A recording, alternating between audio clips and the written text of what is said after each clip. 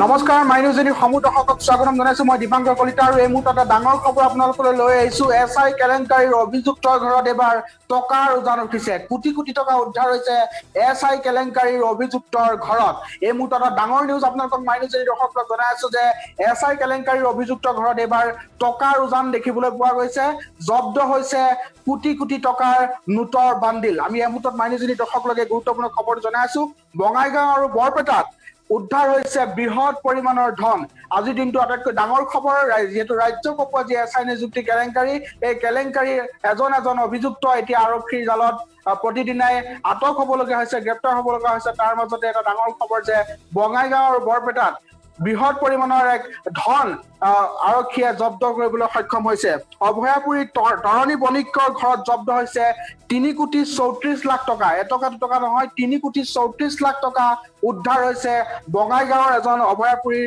এজন ব্যক্তিৰ ঘৰত আৰু সেই ব্যক্তিজন হৈছে এছআই কেলেংকাৰীৰ মূল অভিযুক্ত আন এজন অভিযুক্ত ৰুবুল হাজৰিকা ইতিমধ্যে আৰক্ষীৰ হাতত গ্ৰেপ্তাৰ হৈছে এই ৰুবুল হাজৰিকাৰ এজন ঘনিষ্ঠ বন্ধু ৰূপম দাসৰ শহুৰেকৰ নাম হৈছে তৰণী বণিক আৰু এই তৰণী বণিকৰ ঘৰতে জব্দ হৈছে 3,34,00,000 টকা আৰু এই টকাখিনি হৈছে ৰূপম দাসৰ যিজন ৰূপম দাস হৈছে ৰুবুল হাজৰিকাৰ এজন বন্ধু এছআই কেলেংকাৰী এজন অভিযুক্ত ৰুবুল হাজৰিকা আৰু এই ৰুবুল হাজৰিকাক ইতিমধ্যে আৰক্ষীয়ে গ্ৰেপ্তাৰ কৰাৰ পিছতে এই মুহূৰ্তত যিটো ডাঙৰ খবৰ যে ৰুবুল হাজৰিকাৰ এজন বন্ধু ৰূপম দাস আৰু এই ৰূপম দাসৰ শহুৰেকৰ ঘৰত উদ্ধাৰ হৈছে 3,34,00,000 টকা আনহাতে যদি আমি চাবলৈ যাওঁ বৰপেটাৰ এজন ৰেল কৰ্মচাৰীৰ ঘৰত জব্দ হৈছে 1,05,00,000 টকা আৰু ৰেলৱেৰ লোকো পাইলট দেৱৰাজ দাসৰ ঘৰত উদ্ধাৰ হৈছে এই বৃহৎ পৰিমাণৰ ধন আটাইতকৈ ডাঙৰ খবৰ যে এছআই নিযুক্তি কেলেংকাৰীক লৈ ৰাজ্যজুৰি এতিয়া CID ক্ৰাইম ব্ৰাঞ্চ অসম আৰক্ষীয়ে অভিযান অব্যাহত ৰাখিছে বিভিন্ন প্ৰান্তত আটক কৰা হৈছে বিভিন্নজনক তাৰ মাজতে ডাঙৰ খবৰ যে শেহতীয়াকৈ আটকাধীন ৰুবুল হাজৰিকাৰ এজন বন্ধু ৰূপম দাস নামৰ এজন ব্যক্তি আৰু এই ৰূপম দাসৰ 3,34,00,000 টকা তেখেতে শহুৰেকৰ ঘৰত লুকুৱাই ৰাখিছিল আৰক্ষীৰ নজৰত নপৰাৰ বাবে আৰু বৰ্তমান আজিৰ দিনটোত আজি পুৱাৰ ভাগত আৰক্ষীয়ে অভিযান চলাই সেই 3,34,00,000 টকাৰ এই বৃহৎ পৰিমাণৰ ধন আৰক্ষীয়ে জব্দ কৰিবলৈ সক্ষম হয় আমি আপোনালোকক এই খবৰটো জনাই আছো ব্ৰেকিং প্লেটত আমি আপোনালোকক দেখুৱাই আছো বঙাইগাঁও আৰু বৰপেটাত উদ্ধাৰ হৈছে বৃহৎ পৰিমাণৰ ধন অভয়াপুৰী তৰণী বণিকৰ ঘৰত জব্দ হৈছে 3,34,00,000 টকা তৰণী বণিক হৈছে বায়ু সেনাৰ এগৰাকী অৱসৰপ্ৰাপ্ত বিষয়া বৰপেটাৰ ৰেল কৰ্মচাৰীৰ ঘৰতো উদ্ধাৰ হৈছে 1,05,00,000 টকা ৰেলৱেৰ লোকো পাইলট আছিল দেৱৰাজ দাস আৰু এই দেৱৰাজ দাসৰ ঘৰতে 1,05,00,000 টকা উদ্ধাৰ কৰা হৈছে আৰু দেৱৰাজ দাসৰ গান্ধীনগৰত থকা যিটো ঘৰ এই ঘৰটোত আচলতে উদ্ধাৰ কৰা হৈছে বৰপেটাৰ গান্ধীনগৰত থকা সেই ঘৰটোৰ পৰা উদ্ধাৰ কৰা হৈছে এই বৃহৎ পৰিমাণৰ ধন আৰু এছআই কেলেংকাৰীৰ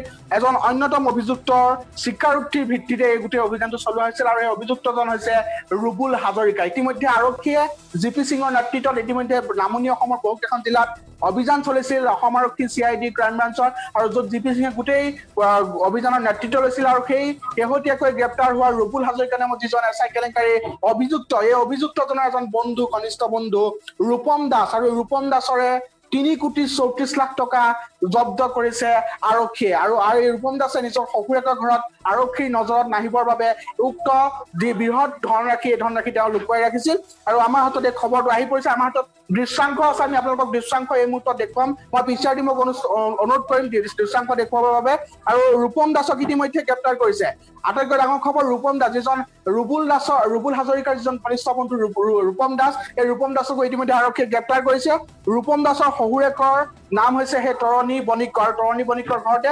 3,34,00,000 টকা জব্দ হৈছে আৰু চিল হৈ থকা এটা আলমাৰি কাটি আৰক্ষীয়ে উদ্ধাৰ কৰিছে এই বৃহৎ পৰিমাণৰ ধনৰাশি আমি এই গোটেই খবৰটো আপোনালোকক জনাই আছো ইতিমধ্যে এছআই কেলেংকাৰীক লৈ ৰাজ্যজুৰি তোলপাৰ লাগিছে অসম আৰক্ষীত এক হাহাকাৰময় পৰিস্থিতিৰ সৃষ্টি হৈছে ইজনৰ পিছত সিজন লোক আটক হ'বলগীয়া হৈছে ৰাজ্যৰ ভিন্ন প্ৰান্তৰ পৰা প্ৰতিদিনে আৰক্ষীৰ হাতত গ্ৰেপ্তাৰ হৈছে বিভিন্নজন তাৰ মাজত ডাঙৰ খবৰ যে শেহতীয়াকৈ গ্ৰেপ্তাৰ হোৱা ৰুবুল হাজৰিকা নামৰ এছআই কেলেংকাৰী এজন অভিযুক্তৰ বন্ধুৰ ঘৰত এই মুহূৰ্তত উদ্ধাৰ হৈছে 3,34,00,000 টকা আপোনালোকে কল্পনা কৰক 3,34,00,000 টকা আমি দৃশ্যাংশ এই মুহূৰ্তত দেখুৱাই আছো আপোনালোকে ধনৰ যি বান্দিল নোটৰ যি বান্দিল আপোনালোকে দেখিলে অনুমান কৰিব পাৰিব কিমান ধন তেওঁ লুকুৱাই ৰাখিছিল আৰু এইখিনি যিখিনি পইচা এই পইচাখিনি বৈধ নে অবৈধ সেয়া আৰক্ষীয়ে যদিও পোৱা নাই, কিন্তু এই বৃহৎ পৰিমাণৰ ধন উদ্ধাৰৰ ঘটনাই কিন্তু এই গোটেই কেলেংকাৰীৰ এক নতুন মূৰ প্ৰদান কৰিছে। এই মুহূৰ্তত মোৰ সৈতে আমাৰ বঙাইগাঁৱৰ সাংবাদিক চিত্ৰৰঞ্জন মোৰ সৈতে ফোন লাইনত সংযুক্ত আছে। মই চিত্ৰৰঞ্জনৰ পৰা পোনে পোনে জানিব চেষ্টা কৰিম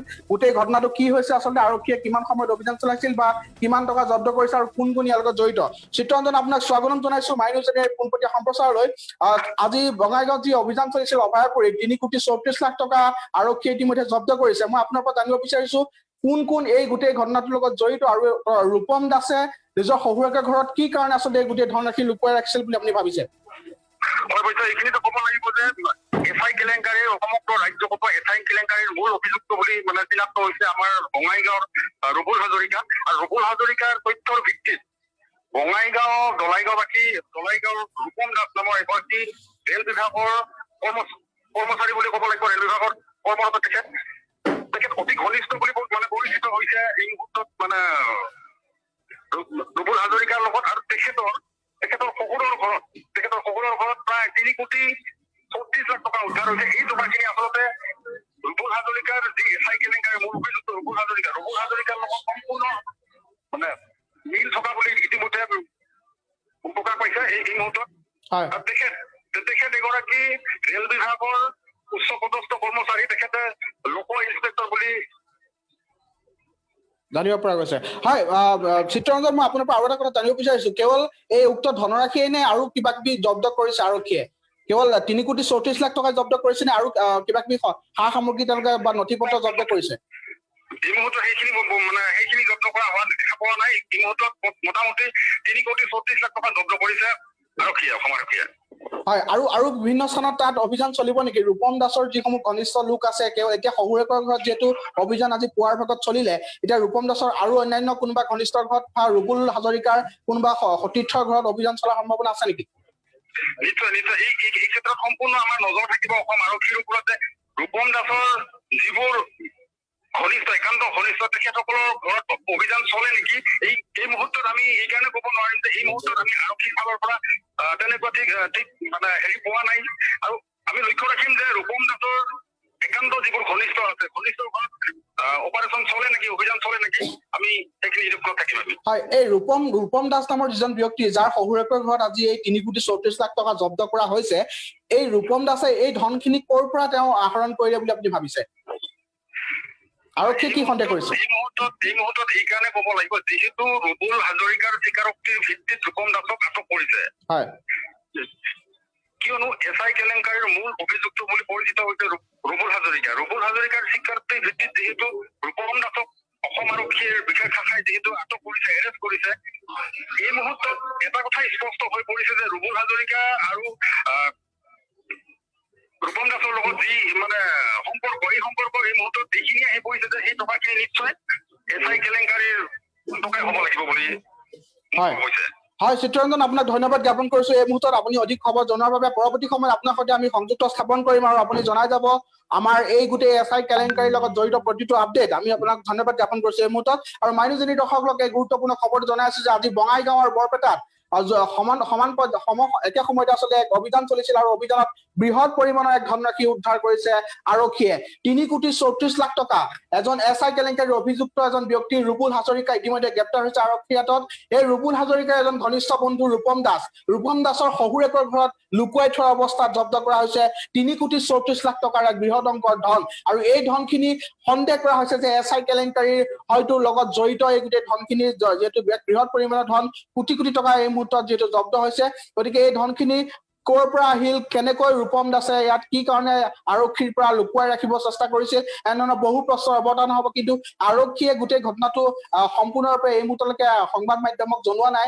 গতিকে আমি যিমানখিনি আমাৰ হাতত ইনপুট আছে সেইখিনি আপোনালোকক এই মুহূৰ্তত জনাব বিচাৰিছো। গতিকে এটা কথা ক'ব লাগিব, এছআই নিযুক্তি কেলেংকাৰী এই মুহূৰ্তত নতুন মূল হৈছে গোটেই ঘটনাই। আৰু ইতিমধ্যে যিটো ৰাজ্যৰ ভিন্ন প্ৰান্তত প্ৰতিদিনে বিভিন্নজন আটক হ'ব লগা হৈছে, গ্ৰেপ্তাৰ হ'ব লগা হৈছে। তাৰ মাজৰ আজিৰ ডাঙৰ খবৰটো যে এই এছআই নিযুক্তি কেলেংকাৰীৰ লগত জড়িত আন এজন অভিযুক্ত ৰবুল হাজৰিকা এজন ঘনিষ্ঠ বন্ধু ৰূপম দাসৰ শহুৰেকৰ ঘৰত উদ্ধাৰ হৈছে 3,34,00,000 টকা। অভয়াপুৰীৰ এজন বায়ু সেনাৰ অৱসৰপ্ৰাপ্ত বিষয়া তৰণী বণিকৰ ঘৰত উদ্ধাৰ হৈছে এই 3,34,00,000 টকা। আমি জনাই আছো সবিশেষ খবৰ আৰু অধিক জানিবৰ বাবে মোৰ সৈতে এই মুহূৰ্তত সংযুক্ত হৈছে মাই নিউজ এনিৰ কাৰ্যবাহী সম্পাদক মৃগাংক শইকীয়া। মই তেখেতৰ পৰা অলপ জানিব চেষ্টা কৰিম। এতিয়া টকাৰ উজান উঠা দেখিবলৈ পোৱা গৈছে, SI কেলেংকাৰীয়ে নতুন মূৰ লৈছে, কি ক'ব? হয়, আচলতে বিগত 24 ঘণ্টাত অসমত যি হাৰত টকা উদ্ধাৰ হ'ল আৰু SI কেলেংকাৰীৰ লগত জড়িত এই গোটেইখিনি টকা, এই ঘটনাটোৱে উন্মোচিত কৰিছে যে আচলতে SI কেলেংকাৰীৰ নামত কিমান কোটি টকাৰ কেলেংকাৰী সংঘটিত হৈছিল। উদ্ধাৰ হোৱা টকাৰ পৰিমাণে যেতিয়া 5 কোটি হয়, বিগত 24 ঘণ্টাত প্ৰায় 5 কোটি টকা উদ্ধাৰ কৰিছে। বৰপেটাত উদ্ধাৰ কৰিছে প্ৰায় 1,70,00,000 টকা আৰু অভয়াপুৰীত, বঙাইগাঁৱৰ অভয়াপুৰীত উদ্ধাৰ হৈছে 3,40,00,000 টকা। এই টকাখিনি উদ্ধাৰ হোৱাৰ পিছত নিশ্চিতভাৱে এইটো প্ৰমাণ হৈছে যে SI কেলেংকাৰীৰ নামত আচলতে কেইবাশ কোটি টকা সংগ্ৰহ কৰিছিল। ইতিমধ্যে PK দত্ত জালত পৰিল আৰু জালত পৰিল জীৱন ডেকা। PK দত্ত জালত পৰাৰ পাছতে বঙাইগাঁৱৰ যি অক্ষয় কমিউনিকেশ্যন, সেই অক্ষয় কমিউনিকেশ্যনক সৈতে জড়িত ৰুবুল হাজৰিকা, সেই ৰুবুল হাজৰিকাক আৰক্ষীয়ে আটক কৰে আৰু ৰুবুল হাজৰিকাক গ্ৰেপ্তাৰ কৰাৰ পাছত সন্দেহ কৰা হৈছে যে তেওঁ স্বীকাৰোক্তিৰ ভিত্তিতে এই বৃহৎ পৰিমাণৰ টকা আজি যিখিনি অভয়াপুৰীত উদ্ধাৰ হৈছে, এই টকাখিনি PK মানে ৰুবুল হাজৰিকাৰ দ্বাৰাই হয়তো এই অভয়াপুৰীৰ তৰণী বণিকৰ ঘৰত জমা কৰা হৈছিল। আৰক্ষীয়ে অভিযান চলাই আৰু এটা চিল আলমাৰি পায়, এটা বন্ধ আলমাৰি, আৰু ড্ৰিলিং মেচিনেৰে সেই আলমাৰিটো কাটি এই টকাখিনি উদ্ধাৰ কৰে।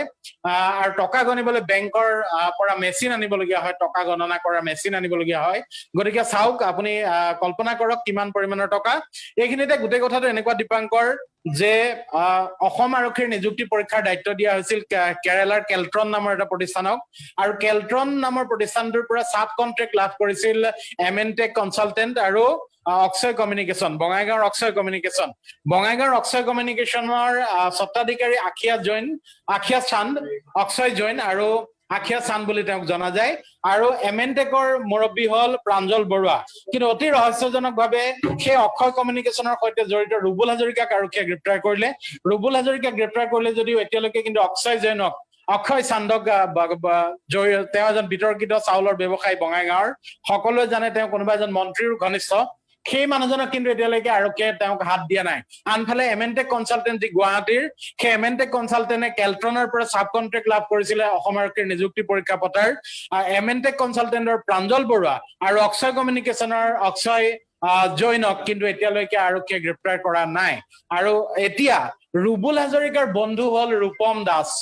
ৰুবুল হাজৰিকাৰ বন্ধু ৰূপম দাসৰ শহুৰেক তৰণী বণিক, শহুৰেকৰ ঘৰত এইখিনি বৃহৎ পৰিমাণৰ টকা উদ্ধাৰ হৈছে। আৰক্ষীয়ে এতিয়ালৈকে এইটো স্পষ্ট কৰি দিয়া নাই যে কৰ টকা, SI কেলেংকাৰীৰ টকা হয় নে নাই, নিৰ্দিষ্টকৈ সেয়া প্ৰকাশ কৰা নাই। কিন্তু গোটেই তদন্তটো, গোটেই অভিযানটো যে SI কেলেংকাৰীৰ বাবে চলিছিল তাত কোনো সন্দেহ নাই। আনফালে বৰপেটাত যিজন লোকৰ ঘৰত 1.5 কোটি টকা উদ্ধাৰ হৈছে, সেই টকাখিনিও SI কেলেংকাৰীৰ টকা হয় নে নহয় সেয়াও নিশ্চিত কৰা নাই। কিন্তু প্ৰাথমিক যি সকলোৰে যি অনুমান, প্ৰাথমিক যি তদন্ত, তাৰ পৰা এটা কথাই স্পষ্ট হৈছে যে SI কেলেংকাৰীৰ সৈতে এই টকাখিনিৰ পোনপটীয়া সম্পৰ্ক আছে। এই টকাখিনি SI কেলেংকাৰীৰ বিভিন্ন প্ৰাৰ্থীৰ পৰা চাকৰি দিম বুলি তেওঁলোকৰ পৰা সংগ্ৰহ কৰা টকা। আমি পুনৰবাৰ কৈছো যে SI কেলেংকাৰীৰ যি পৰীক্ষা, SI নিযুক্তি পৰীক্ষাৰ দায়িত্ব লাভ কৰিছিল কেলট্ৰন নামৰ কেৰালাৰ প্ৰতিষ্ঠানটোৱে, তাৰ পৰা চাব কন্ট্ৰেক্ট লাভ কৰিছিল গুৱাহাটীৰ এমেনটেক কনচালটেণ্ট আৰু বঙাইগাঁৱৰ অক্ষয় কমিউনিকেশ্যন নামৰ দুটা প্ৰতিষ্ঠানে। আৰু এই চাব কন্ট্ৰেক্ট কৰা প্ৰতিষ্ঠান দুটাৰ পৰাই যে প্ৰশ্ন কাকত ফাদিল হল তাত কাৰো সন্দেহ নাই। কিন্তু অতি ৰহস্যজনকভাৱে এতিয়ালৈকে এমেনটেক কনচালটেণ্টৰ মুৰব্বী প্ৰাঞ্জল বৰুৱা, যাৰ সৈতে DGP অসম আৰক্ষীৰ মুখ্য কাৰ্যালয়ৰো বহু বিষয়ৰ ঘনিষ্ঠতা টকাৰ কথা ইতিমধ্যে বিভিন্ন সংবাদ মাধ্যমত প্ৰকাশ হৈ আহিছে, তেওঁক এই পৰ্যন্ত আৰক্ষীয়ে আটক কৰা নাই।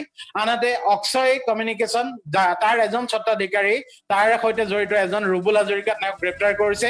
কিন্তু তাৰ যিজন মূল মানুহ অক্ষয় জৈন, তেওঁক কিন্তু এতিয়ালৈকে আৰক্ষীয়ে গ্ৰেপ্তাৰ কৰা নাই। আৰু তাৰ পাছত আজি ৰুবুল হাজৰিকাৰ স্বীকাৰোক্তিৰ ভিত্তিত যদিহে এই বৃহৎ পৰিমাণৰ প্ৰায় 5 কোটি টকা উদ্ধাৰ হল, তেতিয়াহ'লে এই কথা নিশ্চিত যে এয়া মাত্ৰ এই বৃহৎ পৰিমাণৰ কেলেংকাৰীৰ এটা সামান্য অংশহে। আৰু বহুতৰ আলমাৰী লকাৰত বহু কোটি কোটি টকা উদ্ধাৰ SI কেলেংকাৰীৰ নামত জমা হৈ আছে। এতিয়ালৈকে আৰক্ষীয়ে পিকে দত্তৰ পৰা প্ৰত্যক্ষভাৱে কোনো টকা উদ্ধাৰৰ বাতৰি আমি এতিয়ালৈকে পোৱা নাই। দিবন ডেকা সংগ্ৰহ কৰা টকা ক'ত আছে সেয়াও আমি এতিয়ালৈকে জানিব পৰা নাই। কিন্তু এই এটা অংশ এজন অক্ষয় কমিউনিকেশ্যনৰ গৰাকীৰ বন্ধুৰ অক্ষয় কমিউনিকেশ্যনৰ ৰুবুল হাজৰিকাৰ বন্ধু ৰূপম দাসৰ শহুৰেক তৰণী বণিকৰ অভয়াপুৰীৰ ঘৰত যেতিয়া এই 3.5 কোটি টকা প্ৰায় 3.34 লাখ টকা যেতিয়া উদ্ধাৰ হ'ল তেতিয়া আৰু কাৰো বুজিবলৈ বাকী নাথাকিল যে অসমত এছআই কেলেংকাৰীৰ নামত নিবনুৱা যুৱকৰ পৰা বহু কোটি টকা 40, 50, 60 কোটি টকা সংগ্ৰহ কৰা হৈছিল। তাত আৰু কাৰো সন্দেহ নাই। এটা চাকৰিৰ বাবদ যেতিয়া এটা এছআই পোষ্টৰ বাবদ যেতিয়া 10-12 লাখকৈ টকা সংগ্ৰহ কৰা বুলি ইতিমধ্যে আমি জানিব পাৰিছো, সকলোৱে অৱগত। গতিকে এই বৃহৎ মাত্ৰাৰ এই টকা উদ্ধাৰৰ ঘটনাই বুজাই দিছে যে আমি কল্পনা কৰাতকৈ বা ইতিমধ্যে আমি যি পৰ্যায়ত আলোচনা চলি আছে, যি পৰ্যায়ত আমি বাতৰি লাভ কৰি আছো তাতকৈ বহু বৃহৎ এই কেলেংকাৰী, আৰু এই কেলেংকাৰীত আৰু বহু লোক জড়িত হৈ আছে যিসকলৰ নাম এতিয়ালৈকে যিসকলৰ গাত এতিয়ালৈকে আৰক্ষীয়ে হাত দিয়া নাই। মই আকৌ কৈছো দুজন মানুহৰ নাম বাৰেপতি ওলাই আছে। এজন হ'ল এমএনটেক কনচালটেণ্টৰ প্ৰাঞ্জল বৰুৱা, তেওঁৰ সৈতে আৰক্ষীৰ ডিজিপি কাৰ্যালয়ৰে হওক বা অসম আৰক্ষীৰ বহু শীৰ্ষ বিষয়াৰ বহু ঘনিষ্ঠ সম্পৰ্ক আছে। আৰু আনজন অক্ষয় কমিউনিকেশ্যনৰ মূল যিজন গৰাকী অক্ষয় জৈন বা আখিয়া চান বুলি তেওঁক জনা যায়। গতিকে এই শেহতীয়া যি ঘটনাক্ৰম, এই ঘটনাক্ৰমে এছআই কেলেংকাৰীক নতুন এটা ৰূপ দিলে। আৰু ইয়াৰ পিছত যদি সঁচাকৈ আৰক্ষীৰ তদন্ত আগবাঢ়ে মই নিশ্চিত তেতিয়াহ'লে আৰু বহুতৰ ড্ৰয়াৰত, আৰু বহুতৰ লকাৰত, আৰু বহুতৰ আলমাৰীত আৰু বহু কোটি টকা উদ্ধাৰ হ'ব। ধন্যবাদ জ্ঞাপন কৰিছো মৃগাংক শইকীয়া। আৰু এই মুহূৰ্তত আমি মাইনুজনী দৰ্শকলোক এই গুৰুত্বপূৰ্ণ খবৰটো জনাই আছো। এতিয়া কেঁচু খান্দোতে সাপ ওলোৱা দেখিবলৈ পোৱা গৈছে। এছআই নিযুক্তি কেলেংকাৰী যি বৃহৎ কেলেংকাৰী সংঘটিত হৈছিল, এতিয়া কোটি টকীয়া কেলেংকাৰীলৈ ৰূপান্তৰ হৈছে এছআই নিযুক্তি পৰীক্ষাৰ প্ৰশ্নকাকত ফাদিল কেলেংকাৰী। আৰু দৈনিক যিহেতু এজনকৈ ৰৌ বৰালী এতিয়া আৰক্ষীৰ জালত পৰিছে, আৰু তেওঁলোকৰ স্বীকাৰোক্তিৰ ভিত্তিত এতিয়া এটা ডাঙৰ চেইন চিষ্টেম, এটা ডাঙৰ যে বিজনেছ চলিছিল সেয়া এক প্ৰকাৰ নিশ্চিত হৈছে। ইজনৰ পিছত সিজনৰ লিংকত এতিয়া ধৰা পৰিছে এজনকৈ অভিযুক্ত। আৰু গোটেই যিটো ডাঙৰ যিটো ৰেকেট, এই গোটেই ৰেকেটটো এই মুহূৰ্তত যিহেতু সম্পূৰ্ণ পোহৰলৈ অহা নাই, কিন্তু আৰক্ষীৰ ফালৰ পৰা সংবাদ মাধ্যমক গোটেই বিষয়টো সংবাদ মাধ্যমৰ পৰা আৰক্ষী আঁতৰত ৰাখিছে। পিকে দত্তৰ ভিজুৱেল লোৱাটো আমাক আচলতে বাধা প্ৰদান কৰা হৈছে। পিকে দত্তৰ মন্তব্য লোৱাৰ পৰা আমাক আঁতৰত ৰখা হৈছে। দিবন ডেকাৰ আমি যে বাতৰি সংগ্ৰহ কৰিবলৈ যাওঁ, দিবন ডেকাকো আমাৰ সংবাদ মাধ্যমৰ পৰা আঁতৰত ৰখা হৈছে। গতিকে এটা ৰহস্যজনক গোটেই বিষয়টো সোমাই পৰিছে। আজি বিয়লি ভাগলৈ DGP Bhaskarjyoti Mahanta, ADGP GP সিঙে এখন সংবাদমেল সম্বোধন কৰিব। তাত তেওঁলোকে কি কথা কয় সেয়াও লক্ষণীয় হ'ব, আমি সেয়াও নজৰত ৰাখিম। তেওঁলোকক আমি প্ৰশ্ন কৰিম যে গোটেই নিযুক্তি কেলেংকাৰীটো আচলতে কিমান কোটি টকীয়া, আৰু এই নিযুক্তি কেলেংকাৰীত কেৱল দুজনমান ব্যক্তিক ধৰিয়ে দায়িত্ব সামৰিব নেকি অসম আৰক্ষীয়ে? এনেধৰণৰ বহু প্ৰশ্ন যি সৰ্বসাধাৰণৰ মনত, সেইসকল নিবনুৱা যুৱক যুৱতীৰ মনত, সেইসকল পৰীক্ষাৰ্থীৰ মনত এই মুহূৰ্তত উদয় হৈ আছে। আমি এইখিনি কথা সুধিব লাগিব।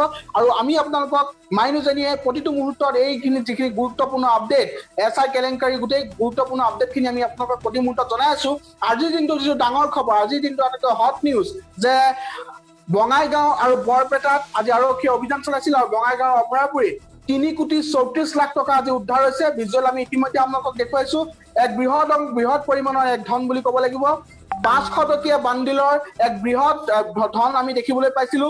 এটা চিল আলমাৰীত গোটেই ধনখিনি লুকুৱাই ৰখা হৈছিল। আৰক্ষীয়ে পিছত বহুত আচলতে ভাঙি পেলাই, যিটো আলমাৰী আছিলে আলমাৰীটো ভাঙি পেলাই আচলতে টকাখিনি উলিয়াবলৈ সক্ষম হয়। সমান্তৰালভাৱে বৰপেটাতো 1.5 কোটি টকা উদ্ধাৰ হৈছে। গতিকে এটা কথা ক'ব লাগিব, এই গোটেই যি ঘটনা আজি, এই গোটেই ঘটনাই এতিয়া নতুন মূৰ লৈছে। প্ৰতিদিনে প্ৰতি মুহূৰ্তত নতুন আপডেট আহিছে। এফালে যদি দিবন ডেকাক আদালতত হাজিৰ কৰা হয়, আদালতৰ ফালৰ পৰা CID জিম্মাত দিয়া হয়। আনফালে পিকে দত্তকো আদালতত হাজিৰ কৰাৰ পিছত CID জিম্মাত দিয়া হৈছে। এতিয়া 2জন ব্যক্তি CID জিম্মাত আছে। আনহাতে যদি আন অভিযুক্তসকলৰ যদি কথা ক'বলৈ যাওঁ, এতিয়া যিজন ৰুবুল হাজৰিকা, যাৰ স্বীকাৰোক্তি ভিত্তিত আজি আৰক্ষীয়ে অভিযান চলাইছিল, এই অভিযানত ৰূপম হাজৰিকা এজন ঘনিষ্ঠ বন্ধু।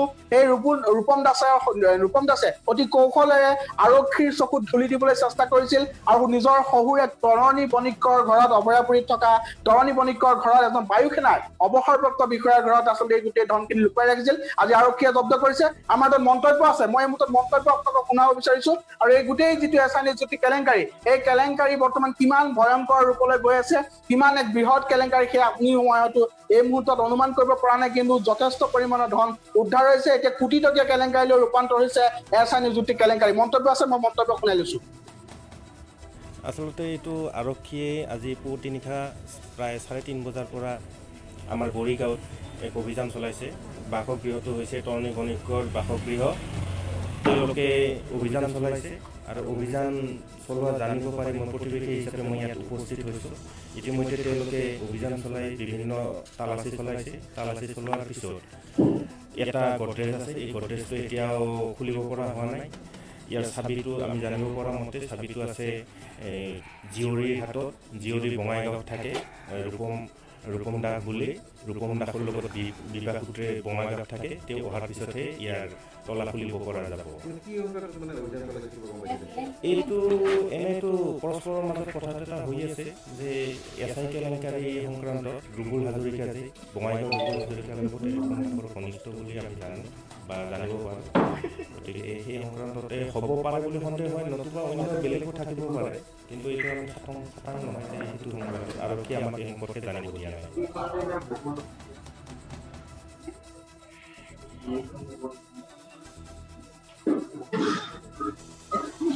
আমি এই মন্তব্য আপোনালোকক শুনালো আৰু ইতিমধ্যে যিহেতু কৈ আছো আমি মাইনুজনী দৰ্শকসকলক যে আজিৰ দিনটোত বৃহৎ পৰিমাণৰ ধন উদ্ধাৰ হৈছে। এতিয়া টকাৰ উজান উঠা দেখিবলৈ পোৱা গৈছে। কোটি কোটি টকা উজান উঠিছে। বিভিন্ন ৰাজ্যৰ বিভিন্ন প্ৰান্তত আৰক্ষীয়ে সমান্তৰালভাৱে একে সময়তে বহুকেইটা স্থানত অভিযান চলাইছে আৰু SI নিযুক্তি কেলেংকাৰী, ৰাজ্য কপোৱা যি SI নিযুক্তি কেলেংকাৰী, এই কেলেংকাৰী বৰ্তমান কোটি টকীয়া কেলেংকাৰীলৈ ৰূপান্তৰ হৈছে। বহুকেইজন অভিযুক্তৰ স্বীকাৰোক্তিৰ ভিত্তিত আৰক্ষীয়ে যি অভিযান চলাইছে, অভিযানত বহু কোটি কোটি টকা এই মুহূৰ্তত জব্দ হৈছে। আৰু আমি জনাই আছো বঙাইগাঁৱৰ এজন ব্যক্তিৰ ঘৰ আজি অভয়াপুৰী তৰণী বণিক নামৰ এজন ব্যক্তিৰ ঘৰত উদ্ধাৰ হৈছে 3,34,00,000 টকা। আপুনি কল্পনা কৰক, 1 টকা 2 টকা নহয়, 3,34,00,000 টকা উদ্ধাৰ হৈছে। মই যদি পুনৰ দৃশ্যাংশ দেখুৱাব চেষ্টা কৰো, মই পিছিয়াই দিব অনুৰোধ কৰিছো দৃশ্যাংশ দেখুৱাবৰ বাবে। যিখিনি ধনৰ আপোনালোকে বান্দিল আপোনালোকে দেখিলে আচৰিত হৈ পৰিব। এটা চিল আলমাৰীত ৰখা হৈছিল এই গোটেই ধনখিনি, আৰু এই ধনখিনি আজি পুৱাৰ মাজত আৰক্ষীয়ে অভিযান চলাই আৰক্ষীয়ে জব্দ কৰিবলৈ সক্ষম হৈছে। আৰু আৰক্ষীয়ে গোটেই ঘটনাটো সম্পূৰ্ণৰূপে স্পষ্টকৈ সংবাদ মাধ্যমৰ আগত যদিও জনোৱা নাই, গোটেই ঘটনাটো এই মুহূৰ্তত ৰহস্যত আছে। কিয়নো আৰু বহুতৰ ঘৰত আলমিৰা খুলিলে হয়তো এনেধৰণৰ কোটি কোটি টকা যে জব্দ হ'ব সেয়া এক প্ৰকাৰ নিশ্চিত হৈ পৰিছে। মই মৃগাংক শইকীয়াৰ সৈতে পুনৰ সংযুক্ত হৈছো। হয়, ইতিমধ্যে অসমৰ দৰ্শকক মাই নিউজে এই খবৰটো দিছে যে আজি যোৱা নিশা চলা অভিযানত বৰপেটা আৰু বঙাইগাঁৱত দুজনকৈ লোকৰ ঘৰত প্ৰায় 5 কোটি টকা উদ্ধাৰ হৈছে। বৰপেটাত এজন ৰেলৱে কৰ্মচাৰীৰ ঘৰত উদ্ধাৰ হৈছে 1,34,00,000 টকা আৰু আনহাতে 1,70,00,000 টকা। আনহাতে অভয়াপুৰীৰ বঙাইগাঁৱৰ অভয়াপুৰীত তৰণী বণিক নামৰ বায়ু সেনাৰ এজন অৱসৰপ্ৰাপ্ত বিষয়াৰ ঘৰত উদ্ধাৰ হৈছে প্ৰায় 3,70,00,000 টকা, 40,00,000 টকা। এই টকা আচলতে গণি শেষ কৰিব পৰা নাই আৰক্ষীয়ে, এতিয়াও প্ৰক্ৰিয়া সম্পূৰ্ণ হোৱা নাই। ইতিমধ্যে শেহতীয়াকৈ পোৱা খবৰ অনুসৰি টকাখিনি গণি শেষ কৰিবৰ বাবে বেংকৰ পৰা মেচিন অনা হৈছে আৰু এই টকা গণি শেষ হোৱাৰ পিছতহে আচলতে সঠিক পৰিমাণটো অৱগত হ'ব। কিন্তু এই টকাখিনি যে SI কেলেংকাৰীৰ লগত জড়িত সেয়া সন্দেহাতীতভাৱে প্ৰমাণ হৈছে। কিয়নো ইতিমধ্যে আমি দৰ্শকক জনাইছো যে বঙাইগাঁৱৰ যি অক্ষয় কমিউনিকেশ্যন, সেই অক্ষয় কমিউনিকেশ্যনৰ এজন স্বত্বাধিকাৰী ৰুবুল হাজৰিকাক যেতিয়া আৰক্ষীয়ে গ্ৰেপ্তাৰ কৰিলে, তাৰ পাছতে ৰুবুল হাজৰিকাৰ স্বীকাৰোক্তিৰ ভিত্তিত আৰক্ষীয়ে গ্ৰেপ্তাৰ কৰে ৰূপম দাস নামৰ এজন ব্যক্তিক। ৰূপম দাসক যেতিয়া গ্ৰেপ্তাৰ কৰিলে তেতিয়া ৰূপম দাসৰ স্বীকাৰোক্তিৰ ভিত্তিত আৰক্ষীয়ে অভিযান চলালে বৰপেটাত, আৰক্ষীয়ে অভিযান চলালে বঙাইগাঁৱৰ অভয়াপুৰীৰ গান্ধীনগৰত। আৰু অভয়াপুৰীৰ গান্ধীনগৰত ৰূপম দাসৰ শহুৰেকৰ ঘৰত এটা আলমাৰীত প্ৰায় 3,34,00,000 টকা উদ্ধাৰ হ'ল। আৰু এই টকাখিনি উদ্ধাৰ হোৱাৰ লগে লগে এই কথা নিশ্চিত হৈ পৰিল যে এই ৰূপম দাসে অক্ষয় কমিউনিকেশ্যনৰ ৰুবুল হাজৰিকাই আচলতে এটা চক্ৰৰ জৰিয়তে বৃহৎ পৰিমাণৰ ধন সংগ্ৰহ কৰিছিল। তাৰে কিয়দংশ প্ৰায় 3.5 কোটি টকা আজি আৰক্ষীয়ে উদ্ধাৰ কৰিলে। আৰু এই টকাখিনি উদ্ধাৰ কৰাৰ সমান্তৰালভাৱে বৰপেটাতো একে সময়তে এজন ৰেলৱেৰ কৰ্মচাৰী, তেওঁ লোক পাইলট দেৱৰাজ দাস, তেওঁ ৰেলৱেৰ তৃতীয় পৰ্যায়ৰ এজন কৰ্মচাৰী, 3rd গ্ৰেড কৰ্মচাৰী এজন, আৰু তেওঁৰ ঘৰতো প্ৰায় 1,34,00,000 টকা, 1.5 কোটি টকা উদ্ধাৰ হ'ল। এই টকাখিনি উদ্ধাৰ হোৱাৰ পাছতো দুইটা ঘটনাৰ মাজত মিল বিচাৰি পাইছে। গতিকে এতিয়া ক'ব পাৰি যে দালাল যিবিলাক আছিল SI কেলেংকাৰীৰ, সেই দালাল বিলাকৰ ঘৰে ঘৰে আলমাৰীত এনেদৰে টকাৰ পাহাৰ খুন খাই আছে আৰু সেই টকাৰ কিয়দাংশ একাংশ আজি উদ্ধাৰ হৈছে আৰু বহুতৰ আলমাৰীত যে এনেদৰে এছআই কেলেংকাৰীৰ নামত সংগ্ৰহ কৰা কোটি কোটি টকা ওলাব সেয়া নিশ্চিত আৰু এই ঘটনাৰ পাছত এতিয়া আকৌ এবাৰ এই কথাটো স্পষ্ট হৈ পৰিল যে এছআই নিযুক্তি পৰীক্ষাৰ দায়িত্বপ্ৰাপ্ত কেৰেলাৰ যিটো কোম্পানী কেলট্ৰন সেই কেলট্ৰন কোম্পানীৰ পৰা দায়িত্ব লাভ কৰা এমেনটেক আৰু অক্ষয় কমিউনিকেশ্যন অসমৰ যি দুটা প্ৰতিষ্ঠান গুৱাহাটীৰ এমেনটেক কনচালটেণ্ট আৰু বঙাইগাঁৱৰ অক্ষয় কমিউনিকেশ্যন এই দুটা প্ৰতিষ্ঠান যে নিশ্চিতভাৱে এছআই কেলেংকাৰীৰ সৈতে জড়িত আছিল তেওঁলোকেই যে প্ৰশ্ন কাকত ফাদিল কৰিছিল তেওঁলোকেই যে প্ৰশ্ন কাকত দিবন ডেকাৰ দৰে মানুহৰ হাতত তুলি দিছিল সেয়া নিশ্চিত আৰু দিবন ডেকাই ইতিমধ্যে ফেচবুকত নিজে কৈছিল যে এই পৰীক্ষা পতা প্ৰতিষ্ঠানৰ সৈতে তেওঁ জড়িত কিন্তু এতিয়া সেইটো স্পষ্ট হোৱা নাই যে কোনটো প্ৰতিষ্ঠানৰ সৈতে দিবন ডেকা জড়িত অক্ষয় কমিউনিকেশ্যনছ নে এমেনটেক কনচালটেণ্ট কিন্তু ৰহস্যজনক কথাটো হ'ল যে এমেনটেক কনচালটেণ্ট আৰু অক্ষয় কমিউনিকেশ্যনৰ নাম স্পষ্টভাৱে এই কেলেংকাৰীত সাঙুৰ খাই পৰাৰ পিছতো এতিয়ালৈকে এমেনটেক কনচালটেণ্টৰ প্ৰাঞ্জল বৰুৱা আৰু অক্ষয় কমিউনিকেশ্যনৰ অক্ষয় চান্দ তেওঁলোকক কিন্তু এতিয়ালৈকে আৰক্ষীয়ে গ্ৰেপ্তাৰ কৰা নাই আৰু ৰুবুল হাজৰিকা আৰক্ষীৰ জালত পৰিছে কিন্তু যিজন বিতৰ্কিত চাউলৰ ব্যৱসায়ী সেই চাউলৰ ব্যৱসায়ী বিতৰ্কিত বঙাইগাঁৱৰ ব্যৱসায়ী অক্ষয় চান্দক এতিয়ালৈকে আৰক্ষীয়ে গ্ৰেপ্তাৰ কৰা নাই আৰু প্ৰাঞ্জল বৰুৱাৰ গাতো আৰক্ষীয়ে হাত দিয়া নাই নিশ্চিতভাৱে এই আজিৰ যি দুটা ঘটনাৰ পাছত এইবাৰ আমি অন্তত আশা কৰিম যে আৰক্ষীয়ে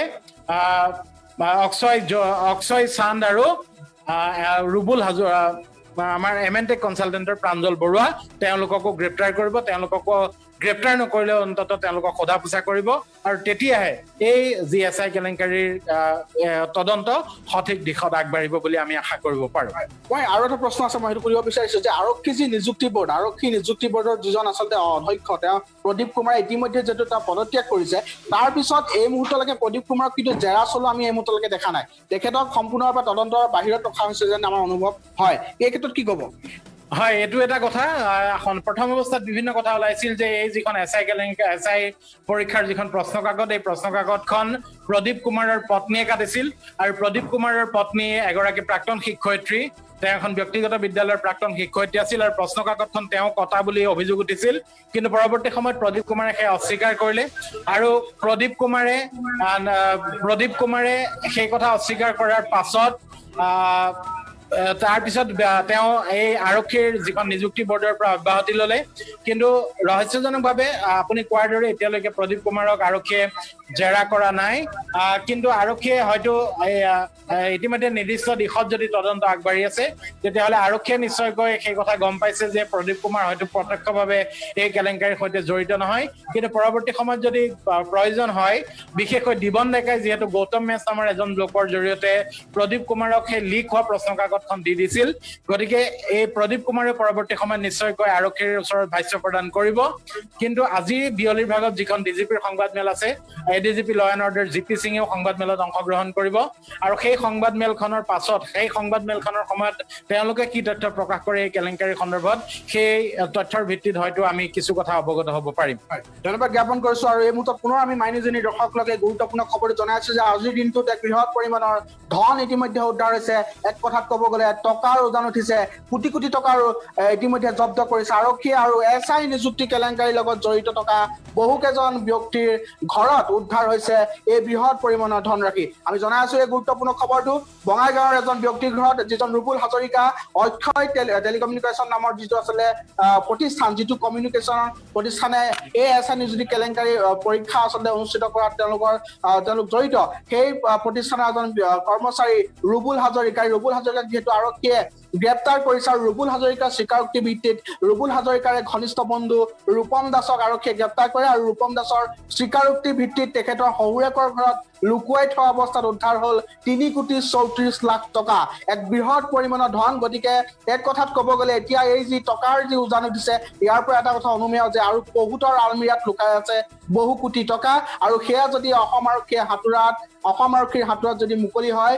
জব্দ হয় তেতিয়াহ'লে এক কথাত ক'ব লাগিব এই গোটেই ঘটনা যি গোটেই কেলেংকাৰীত বহু যে লোক জড়িত সেয়াও নিশ্চিত সমান্তৰালভাৱে এতিয়া ইজনৰ পিছত সিজনে যেতিয়া মুখ খুলিবলৈ আৰম্ভ কৰিছে তাৰ পৰা এতিয়া লাহে লাহে বহু লোক জালত পৰিবলৈ আৰম্ভ কৰিছে আজি বিয়লি ভাগত পুনৰ কৈছো ডিজিপি ভাস্কৰ জ্যোতি মহন্ত আইন শৃংখলাৰ অতিৰিক্ত সঞ্চালক প্ৰধান এডিজিপি জিপি সিঙেও আজি সংবাদমেল সম্বোধন কৰিব আৰু এই সংবাদমেলখন অতি গুৰুত্বপূৰ্ণ হিচাপে বিবেচিত হ'ব কিয়নো এই গোটেই নিযুক্তি কেলেংকাৰীটোক লৈ এই মুহূৰ্তত সৰ্বানন্দ সোণোৱালে প্ৰতি মুহূৰ্তত তেওঁলোকৰ পৰা আপডেট লৈ আছে প্ৰতি মুহূৰ্তত গুৰুত্বপূৰ্ণ তেওঁলোকে বৈঠকত বহিছে কিমান তদন্ত প্ৰক্ৰিয়া অগ্ৰগতি হৈছে সেই সন্দৰ্ভতো বুজ লৈছে কিন্তু এটা কথা আজিৰ দিনটোৰ এই মুহূৰ্তত ডাঙৰ খবৰ যে কেঁচু খান্দোতে এই মুহূৰ্তত সাপ ওলোৱা দেখিবলৈ পোৱা গৈছে এছআই নিযুক্তি কেলেংকাৰীৰ লগত জড়িত এজন অভিযুক্তৰ স্বীকাৰোক্তি ভিত্তিত এতিয়া বহু পৰিমাণৰ ধনৰ পৰা আদি কৰি বহু বিস্ফোৰক তথ্য আৰক্ষীৰ হাতত আহি পৰিছে গতিকে আমাৰ আশা সকলোৰে এটা আশা যে এই গোটেই তদন্ত প্ৰক্ৰিয়াটো নিৰপেক্ষ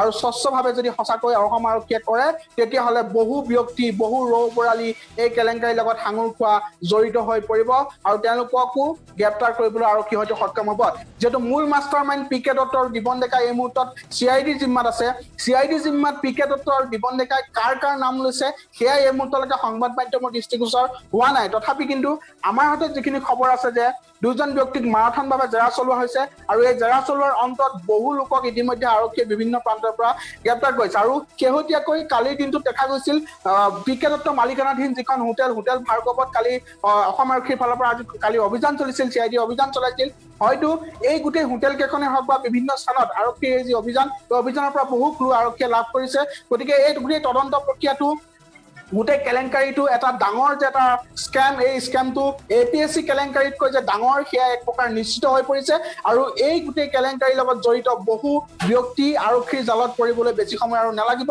কিন্তু এটা কথা আটাইতকৈ ডাঙৰ কথা সকলোৰে মনত উদয় হোৱা এটা প্ৰশ্ন যে ৰাজনৈতিক নেতা কোন ৰাজনৈতিক নেতাৰ নাম সাঙুৰ খাইছে কেলেংকাৰীৰ লগত আৰু সেই ৰাজনৈতিক নেতাসকলক এই মুহূৰ্তলৈকে কিয় তদন্তৰ হাতত অনা নাই এয়া এক ডাঙৰ প্ৰশ্নৰ ৰূপে বিবেচিত হৈছে অসম আৰক্ষীলৈ এয়া সৰ্বসাধাৰণ ৰাইজে আমাৰ যোগেদি আচলতে প্ৰশ্ন কৰে বিভিন্ন সময়ত যে আৰক্ষীয়ে কোন যিসকল ৰাজনৈতিক নেতা ইয়াৰ লগত জড়িত থকা সন্দেহ কৰা হৈছে সেই ৰাজনৈতিক নেতাসকলক কিয় তেওঁলোকে তদন্তৰ হাতলৈ অনা নাই কিয়নো ৰাজনৈতিক আশিক ধন্য নহলে এনেদৰে কেনেকৈ আচলতে বৃহৎ কেলেংকাৰী সংঘটিত কৰিব পাৰে আৰু এই মুহূৰ্তলৈকে যিহেতু যিকেইজন নেতাক ধৰা হৈছে দিবন ডেকাৰ কথা যদি ক'বলৈ যাওঁ তেওঁ এজন বিজেপিৰ নেতা আছিল তেওঁক যদিও বা এতিয়া নিলম্বন কৰা হৈছে গোটেই কেলেংকাৰীৰ লগত জড়িত থকাৰ কথা গম পোৱাৰ পিছত তথাপি কিন্তু এটা কথা ক'ব লাগিব দিবন ডেকা কেৱল নহয় পি কে দত্ত কেৱল নহয় ইয়াৰ লগত ডাঙৰ বহু নেতা আছে হয়তো দিছপুৰৰ অসম সচিবালয় অৰ্থাৎ জনতা ভৱনৰ বহু আমোলা বিষয়েও যে জড়িত সেয়া নিশ্চিত অসম আৰক্ষীৰ উলুবাৰীস্থিত DGP কাৰ্যালয়ৰ যে বহু আৰক্ষী বিষয়া এই মুহূৰ্তত জড়িত সেয়া নিশ্চিত কিন্তু মই ইয়াৰ পূৰ্বৰ লাইভত আপোনালোকক কৈছিলো যেতিয়া পি কে দত্তক আদালতত হাজিৰ কৰা হৈছিল সেইদিনাখন মই আপোনালোকক জনাইছিলো যে পি কে দত্তক যদিও বা আৰক্ষীয়ে ধৰিছে পি কে দত্ত এজন অৱসৰপ্ৰাপ্ত DIG এজন IPS বিষয়া তেওঁ অৱসৰপ্ৰাপ্ত হৈও আজিৰ তাৰিখত তেওঁ যিদৰে প্ৰভাৱ খটুৱাইছে অসম আৰক্ষীত গতিকে তাৰ পৰা এটা কথা অনুমেয় যে বৰ্তমানো কাৰ্যনিৰ্বাহ কৰি থকা বহু অসম আৰক্ষীৰ শীৰ্ষ বিষয়া এই গোটেই স্কেমটোৰ লগত জড়িত সেই এক প্ৰকাৰ আমি সন্দেহ কৰিছো গতিকে আৰক্ষীয়ে যদি এনেদৰে যদি এইসমূহ দিশ যদি আনুষংগিক যিসমূহ দিশ আছে এইসমূহ যদি চালি জাৰি চাই তেতিয়াহ'লে বহু লোক জালত পৰিব যদিহে কাকো বচাবলৈ চেষ্টা কৰা নহয় যিহেতু মুখ্যমন্ত্ৰী সৰ্বানন্দ সোণোৱালে গোটেই বিষয়টো তেওঁ নিজে তদাৰক কৰি আছে প্ৰতি মুহূৰ্তত তেখেতে প্ৰতিটো আপডেট লৈ আছে গতিকে সকলোৱে আশা কৰিছে জনসাধাৰণে আশা কৰিছে বিশেষকৈ সেই লাখ নিবনুৱা যুৱক যুৱতীসকলে আশা কৰিছে সেই লাখ পৰীক্ষাৰ্থীসকলে আশা কৰিছে যিসকলে অতি কষ্টৰে তেওঁলোকে পৰীক্ষাত অৱতীৰ্ণ হৈছিল যিসকলে অতি নিষ্ঠা সহকাৰে এই গোটেই পৰীক্ষাটোত অৱতীৰ্ণ হৈ এটা চাকৰি তেওঁলোকে আশা কৰিছিল আৰু সেই চাকৰিৰ নামত দালালি কৰা এইসকল আচলতে পিশাচ স্বৰূপ যি দালাল এই দালালসমূহ কেতিয়া আচলতে সম্পূৰ্ণৰূপে আৰক্ষীয়ে ধৰি গোটেই কেলেংকাৰীটো কেতিয়া তেওঁলোকে